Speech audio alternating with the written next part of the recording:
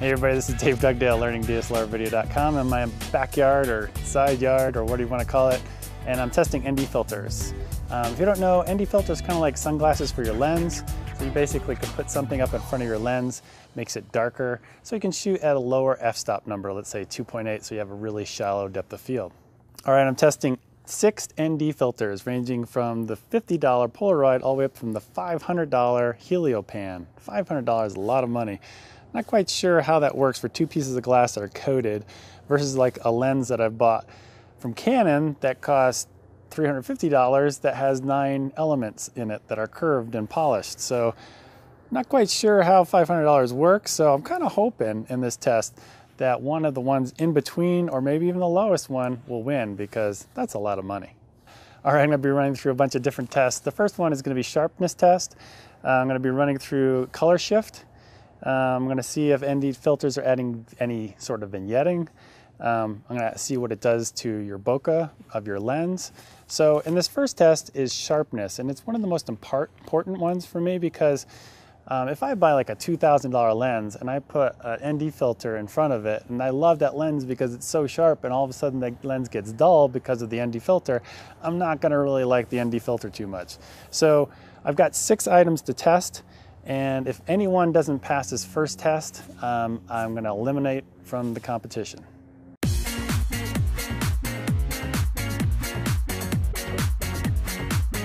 Okay, in this first test, the sharpness test, what I'm going to do is I've already gone ahead and shot the digital calibration target, and I've got a custom white balance before I put any ND filters on. Right now I'm putting the ND filter on, and I've set the camera to ISO 100, 50th of a second.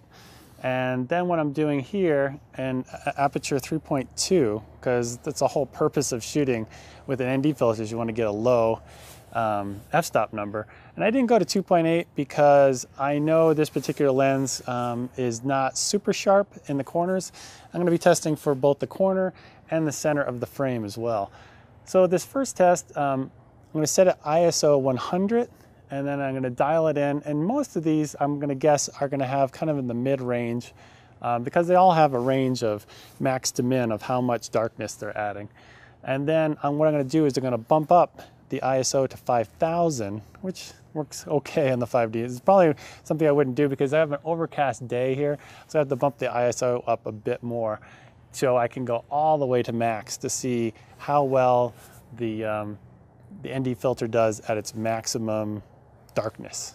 Okay, here's my setup and what it looks like before I zoom into each photo. On the left is the shot without the filter, and on the right is the Polaroid. If you're watching this at 1080, you can see the Polaroid is softening the image quite a bit. So I'm going to take it out of the running. Next up is the Genesis, and it looks really good. Not perfect, but really close to the original shot. You're going to notice that all of these ND filters are going to introduce some sort of color cast, and we're going to get to that later. The Lightcraft ND is a bit soft. Not as bad as the Polaroid, so I'm going to leave it in the running for now.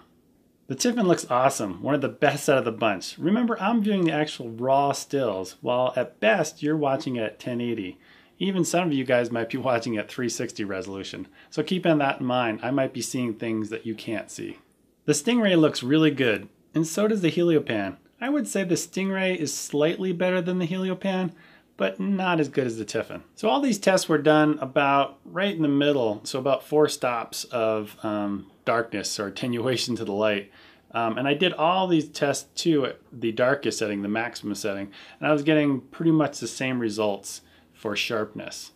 I looked at the corners, both for in the mid-range to the maximum darkness, and I pretty much got the same results as well. Next up is my bokeh test using my 70-200 2.8 without any ND filter. You can see a small light source way out of focus, and it creates this beautiful clean bokeh.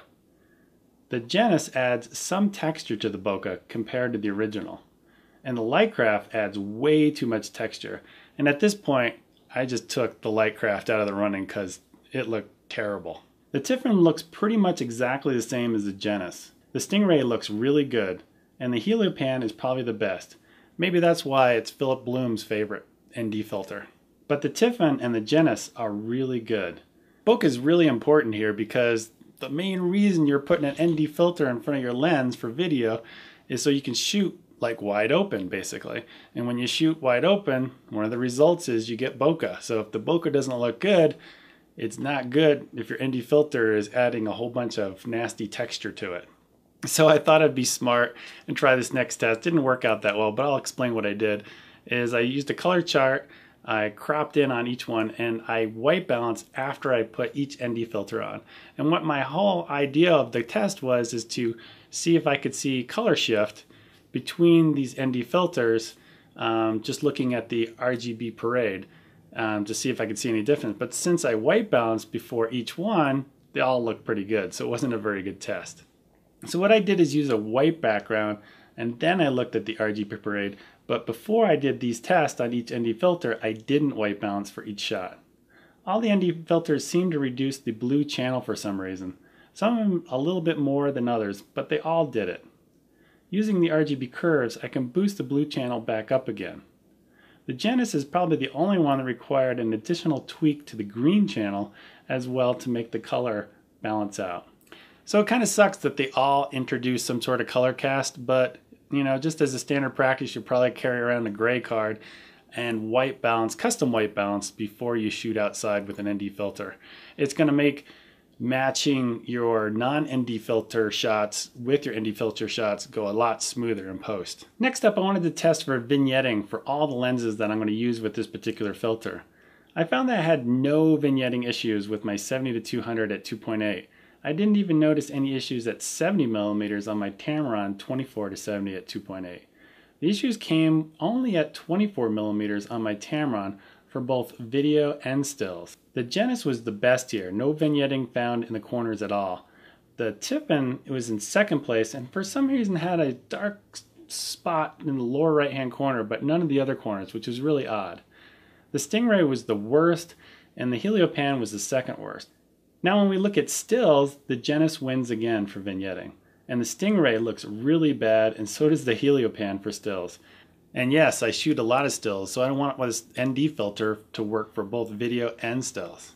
Alright, next up I want to talk about the X factor, or kind of the X vignetting that you get. Basically what happens is, and this usually happens mostly in the still side, I wasn't really getting on video, but when you go from like, this is kind of, that's minimum, and you go to the middle, everything's working great. But as soon as you get up to around here towards the maximum, the last little bit, what happens, and you go past it especially, you're going to get a big X pattern in your image for stills, not necessarily for video. So what I would have to do for stills is I would have to lower it down a little bit.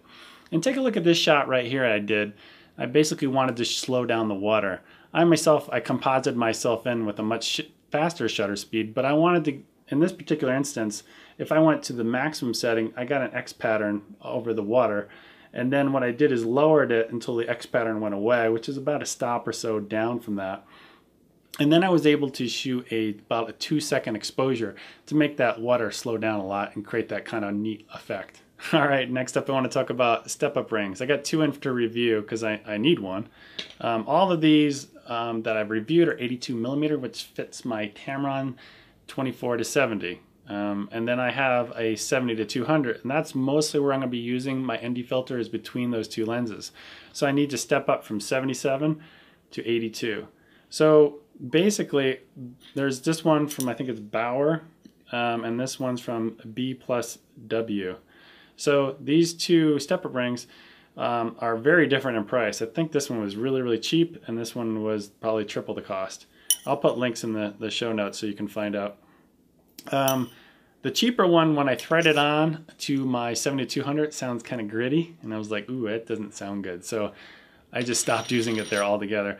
This one works pretty well. However, I will tell you that I've gotten it stuck on 2 of these filters, so it wouldn't come off. I was just like trying to get it off, and on Facebook I asked a whole bunch of people how to get them apart, and they came up with some really good suggestions, from rubber bands and heat and cold and contraction. And one of the things that worked really well for me was when it was on the filter, I just basically just tapped all around, and that loosened it up and it came off just fine. All right, before I tell you which one I'm going to buy, real quick, if you have a T4i, I have a 3-hour training course in the T4i on video definitely check that out. Also, I'm about 1/3 of the way done on my T3I course, so definitely look for that. Also, if you want to help support me make more videos like these, because these do take a lot of time, especially when I'm comparing 6 items. I usually like only doing 3 items, but definitely go to my gear page or in this description below or the blog post and click on the link to follow through to B&H and buy your gear there. And it just helps support what I'm doing here. All right, first up, these 2 filters, the Heliopan and the Stingray, are way too expensive for me. Like I said at the beginning, I don't understand how these things are so expensive compared to a lens that has so many elements built into it and is curved glass, which has got to be harder to manufacture. And both of these had some nasty vignetting at 24 millimeters, which I like to shoot at occasionally for stills. These are out of the running for me.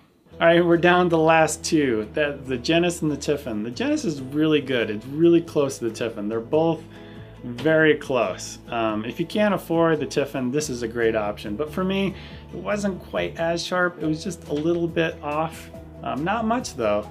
And then the other thing, it just requires that little extra tweak in post to get the color correct. They all do provide some sort of color cast, so you're gonna have to work on it anyway. Just an extra little tweak. For me, I'm going with the Tiffin. But if you don't have the money, the Genis is definitely a good option. And if you're one of those people that are really short on cash and your lens is not that good to begin with, let's say it's a really cheap lens, it's not that sharp, the Polaroid might be a great option for you. But just remember that down the road you might want to buy better glass, and then all of a sudden you're going to have to buy a better ND filter. So that's pretty much it. Hope this helps. Maybe this is a Christmas item for somebody, or maybe it's a Christmas item for yourself. There you go. All right, I'll talk to you guys later. Bye.